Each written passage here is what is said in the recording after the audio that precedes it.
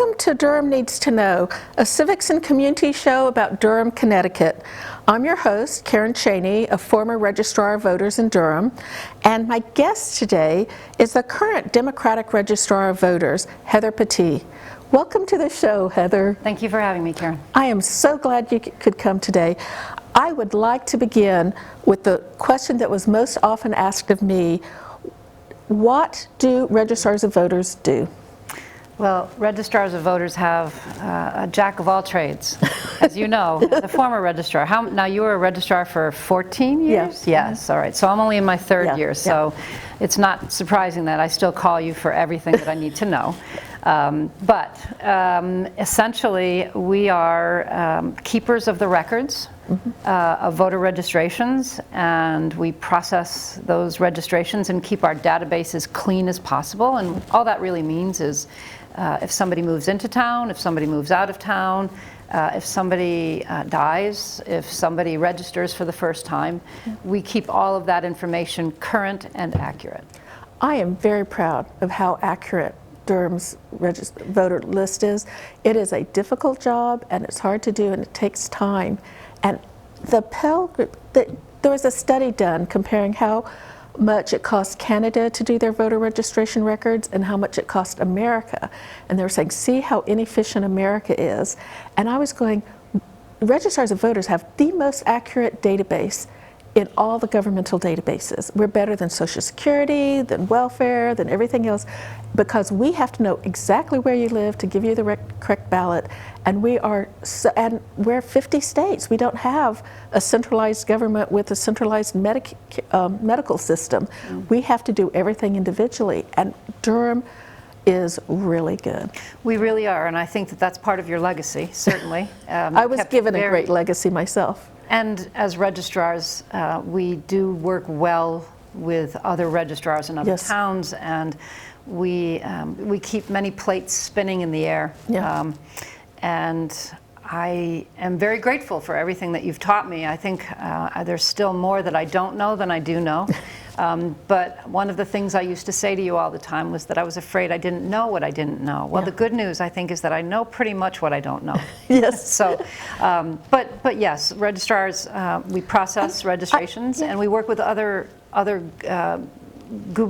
government function. I'm not saying it right. With a lot of different agencies. Thank you. I want to say real quickly that election law is a complicated area of law. It requires interpretations before, during, after the elections. There's constantly changing federal and state law, court decisions, the State Election Enforcement Commission decisions, Secretary of the State Office regulations. I swear there are major changes in electric processes every year or two since 2006. We've changed from the old system to these ballot reading electronic systems. We have election day registration. We have changed to an electronic reporting system. We have redistricted twice. And just since you've only been here 3 years, and what you have dealt with, how to hold elections during COVID, and different kinds of elections, and different kinds of referendum and town meeting elections, redistricting, which is, let me tell you, it can be a nightmare. Back before GPS got so precise, we had, if you stood at one side of the driveway, the house was in one district. And if you walked to the other side of the driveway, the house was in another district. And we had to sit down, and we have to drive around to every town. And this year, in 2022, we were driving around, and we were going up to see the house number and to double check. And somebody called the police. They were concerned that we were somehow, had nefarious purposes, and they were worried when all we were doing was driving around town trying to find, being sure which house is in which district and which ballot they'd get. And you've done changes in the physical location of voting from corn to Coggin and back to corn again. You've done, you've dealt with weird primaries. As I understand, there's a new version of the specialized voter database, which takes forever to learn, and now they're giving it to you right before the election. So last week we had our ROVAC conference, which is the Registrar of Voters Association of Connecticut. Yes. And Secretary of State came and spoke with us and told us about some of the newer laws that are going into effect. Yeah. And they also rolled out the new Connecticut voter registration system, which we fondly call Converse. Yeah. The previous version, the one that we're currently using, is pretty antiquated. Yeah. The new version has Google Earth integrated into it, or a version of it. It may not be Google Earth. It's much more secure than that. But it has satellite in it so that we don't now have to drive around. So much. Let me tell you, that'll help so much. Yes.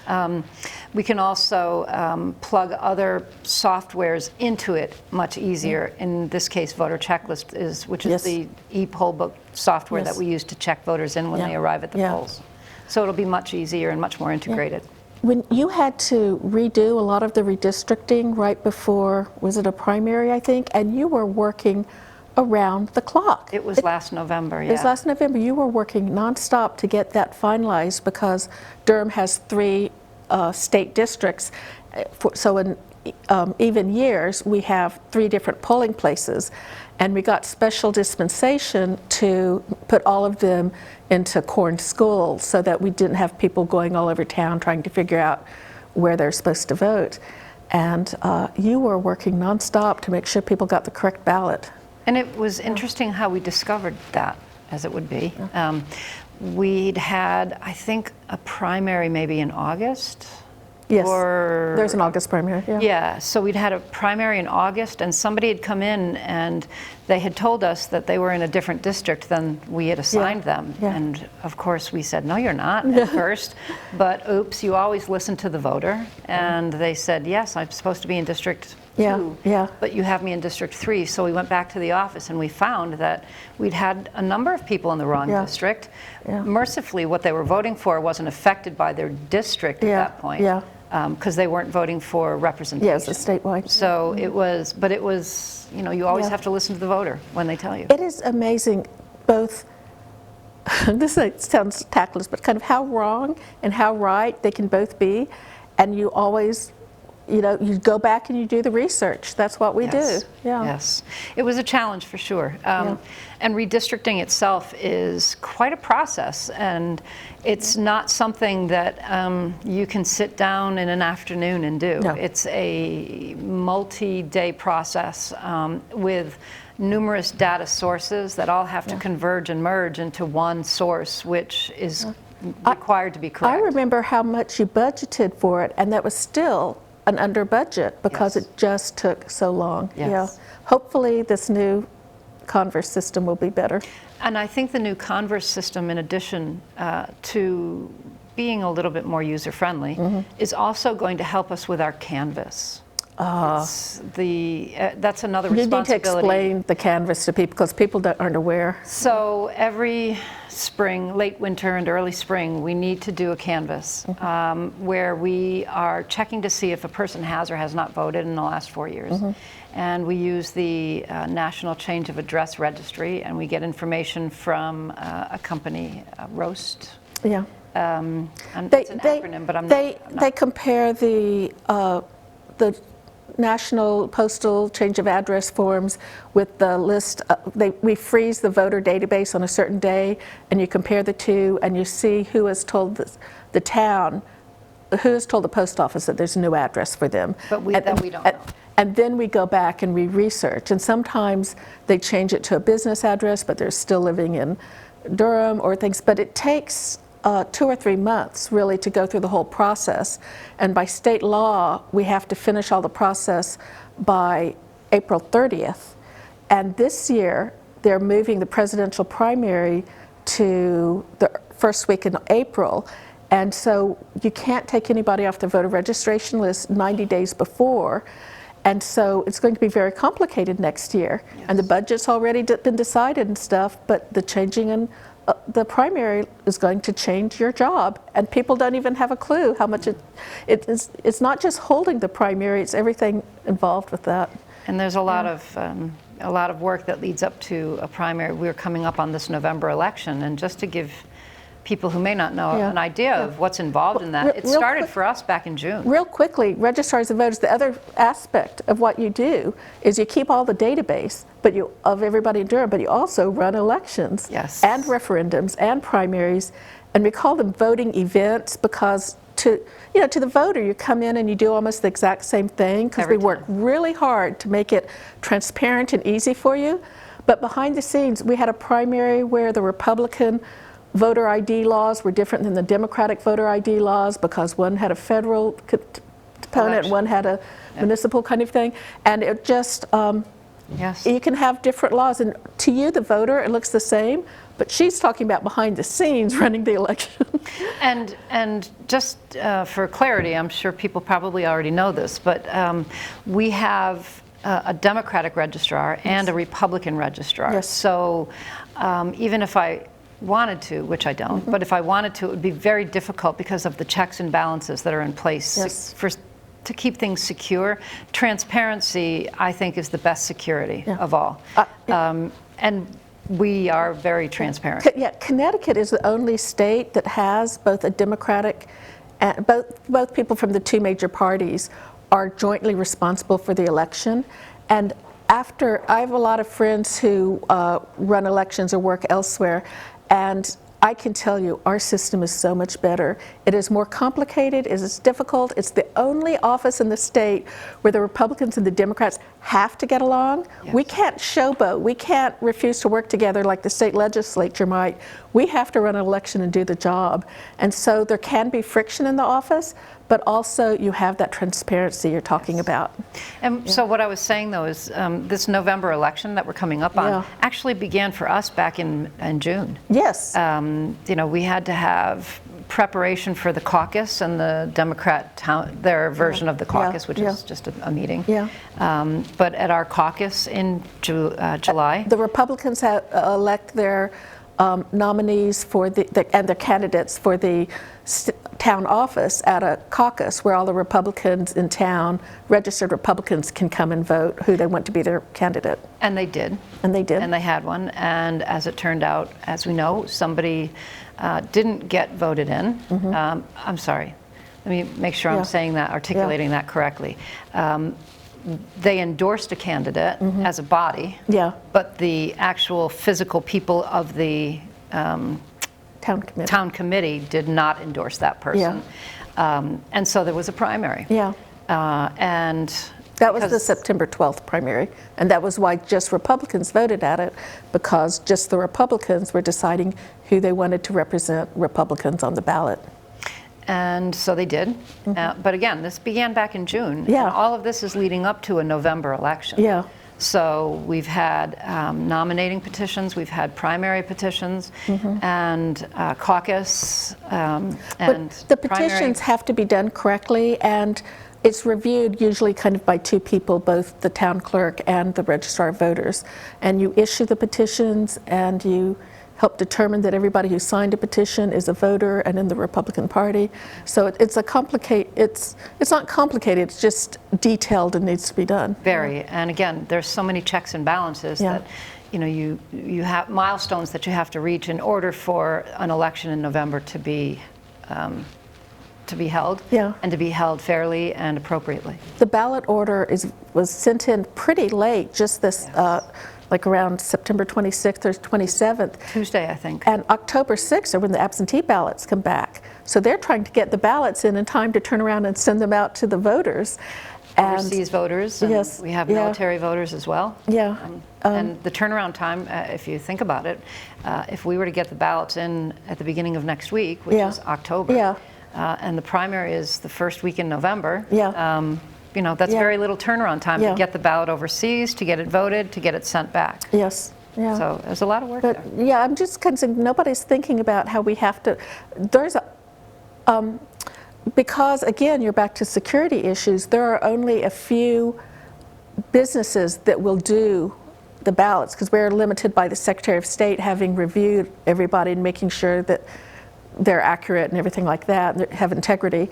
And so all of them are getting flooded all at once with every ballot order from Bridgeport and Hartford and little tiny Durham. And Bridgeport and Hartford have multiple districts with different ballots, Yes, different names yes. on the ballot. Yeah. So, yeah, there's a lot of work there. Durham gets spoiled because we just have one district for all the municipal elections. But if you look at Fairfield, that has citywide districts, and you also have individual districts within the city, they have a complicated system. Yeah. So I just wanted to point out, maybe people don't follow. You had said earlier that there were 3 districts, but now you're saying there's 1 district. Why don't you explain it to folks? Well, just in the municipal elections, we all vote as just the town of Durham as one district. But when we did redistricting, the state cut us up, and so we're in part of different congressional districts, 85 and 101, and then part of 2 different Senate districts, 34 and 12. And so those, because they need to balance the numbers as closely as possible, we end up moving a few streets over or a few streets up to try to keep the numbers between each district For ballot. representation. So Yes. each person has the same value vote. Right, and I think people, so for a municipal election for, say, first selectman, we vote as 1 district. Yeah. But if it's a federal election, Yeah. or even a gubernatorial election, Yeah. we vote as 3 districts, Yeah. because there would be 3 different names. Yeah. 3 different ballots. 3 different potentially. ballots, yes. So, awesome, yeah. And so one of the things that you had asked me ahead of time, what kind of did we want to talk about? Yeah. I also thought about what registrars don't do. Yes. And one of the things that we are not responsible for is giving people ideas about how to vote. Yes. We do not endorse candidates. Yeah. We do. So think of, I was speaking with somebody in France recently who wanted to know more about what I did. Yeah. And I likened it kind of to the Kentucky Derby. We don't train the horses. Yeah. We don't ride the horses. We don't bet on the horses. Yeah. We just keep the track clean Yeah. for them to run on. That's what we do. I always say that it's up to candidates to win their office. My job used to be to, everybody who could vote was allowed to vote, everybody who couldn't vote was not allowed to vote, and the numbers were counted accurately. That's our job. Our job is not to... And to report the results. Yes, and to report the results. And that's the funny story. Last year, I had COVID last year. Oh, yes. And I was just one day not contagious when the election came. And I was still exhausted, though. Yes. And we had worked, it was for the November election, so that was for governor, I think it was. Mm-hmm. And we had worked 17 hours straight, nonstop, didn't stop. And this is after you've already worked, 60 or 70-hour weeks, and then you get up, at 3 or 4 in the morning, and then you go through, I've worked till 3 in the morning the next day. We've done 24-hour days, kind of thing. And so you're just tired. And one of the things that we are responsible for, as you know, is to report those results to the Secretary of State's office. By midnight. By midnight, right. And when you have, I think we had 6, I don't remember exactly the number, how many, but we had a huge number of votes, which we didn't have to count by hand, mercifully.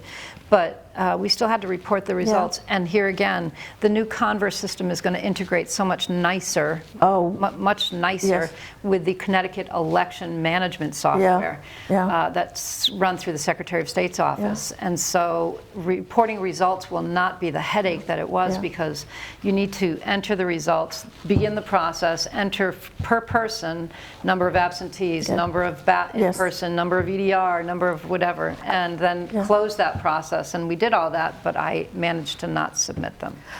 These things happen. It's just, one of the things that you want in a good registrar of voters is somebody who's good with different computer systems.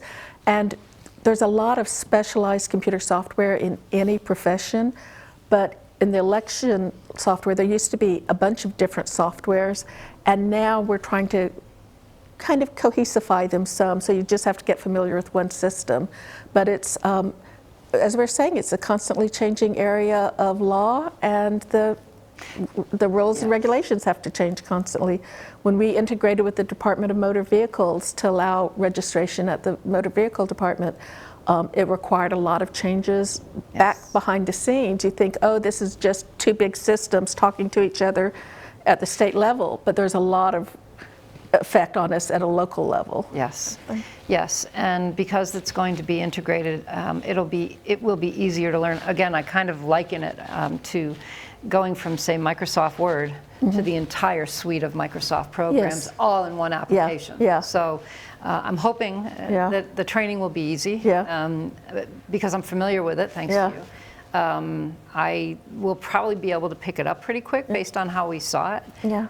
But we have other people in the office who it'll take them a little bit longer to learn because, and one of the things you'd mentioned was that I'd been through 3 registrars. Yes, so, 3 Republican registrars. Yeah. So you're working together, but every time a new person comes in, you have to train them all over again because, again, there's such a steep learning curve and there's so much to learn in a short period of time that you're constantly training somebody else and you end up having more responsibility on your shoulders because you know what needs to be done.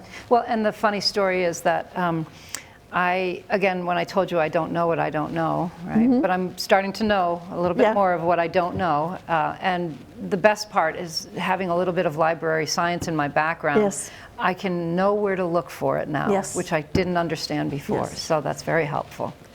I want to say real quickly, we're going to have to wrap up soon, but a lot of people don't realize the security involved. One of the things that gets me really annoyed is that the same words are used to mean very different things. Like a registrar of voters in Texas is somebody who goes out and registers voters. It is not an election administrator. And so they use the same words, and journalists are lazy and they make really horrible, egregious mistakes, and a lot of what I see are problems more with journalism than with actual election issues. But one of the issues we always worry about is the integrity of the vote. And you test the machines beforehand, you have observers the whole time. Afterwards, 5% of the ballots all over the state in different towns are audited, so that we double check at every stage.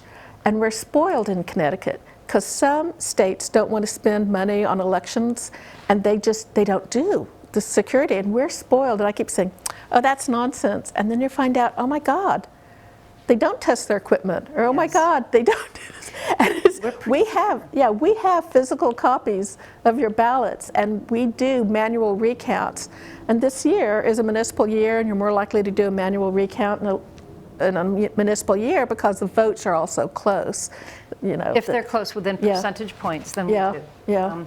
If it's, I think it's 20 votes or 1/2% or something, so it's a small number. 1/2%, yeah. But in a municipal ballot, and you're voting for 4 people out of 6, the first and 2 might be clear, but maybe between 3rd and 4th, that might be less than 20 votes. Correct. So that's why there's just more in a municipal year. Yeah. So I wanted to thank you for coming on the show. Thank you for having me. I think so many people are curious about elections and election law, and thank you for sharing your experience and your wisdom. Well, thank you for having me. If I can say one thing in closing, it's that it's important to vote. It's your constitutional requirement. Yes. It's your job to vote. You're an American citizen or you're a resident of a town and you're benefiting from some of the services in that town, please get out and vote. I say that's what, you know, if you want to call yourself a representational government, then you have to go vote for your representative, or else you aren't a representational government. You know, that's what, you're proud to be in America, go and vote. And people skip the odd year, there's an election every November. Even years are federal and state, odd years are municipal. Every November there's an election. And municipal is where it hits you most. What the town is going to be like, what our planning for the town is going to be like for the next 5 years. If you can have your mother-in-law come and live in your, you know, in your garage, converted garage. If you can, what signs are up on the street and for how long. If you can have an Airbnb. All these issues, things that affect you directly, are these municipal these municipal years. So come out and vote in the odd years as well as the even years. Yes, absolutely. Yeah. Make sure your voice is heard. Yes. And that's the way to do it. Yeah. And if you have a problem figuring out, a lot of times if you're kind of involved much in town, you know at least some of the people on the ballot because they're your kid's soccer coach or you know them from church or something like that. But go to their websites, you know, and read what they're for and go and attend a couple of the meetings. Most of them are all on Zoom now or some equivalent, Board of Ed, I don't know if it's Zoom or something else. Yes. But you can watch the people you're voting for in action and see if this is the person you want to represent you on your issues. And you can learn a lot just by watching a couple of boards and commissions.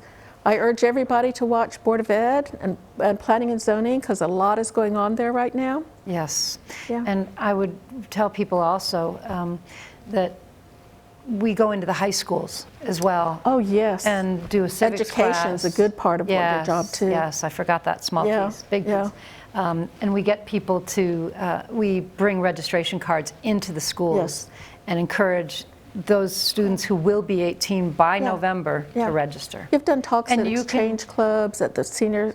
And we have so many kids registering just as unaffiliated, but Yeah. they're registering. Yes. Because they don't know what they want yet. And Yeah. that's beautiful. That's Yeah. perfect. That's how Yeah. it should be, I think. Yeah, yeah. Anyway. So anyway, thank you for coming. Lots of luck for this year's municipal election. I know Thank you're you. doing tabulator testing Yes. coming up and making sure all the 23rd. ballots are correct and the memory cards are correct and everything like that. So thank you. We will see you at the polls and be sure and come and vote so we can see you. Thank you.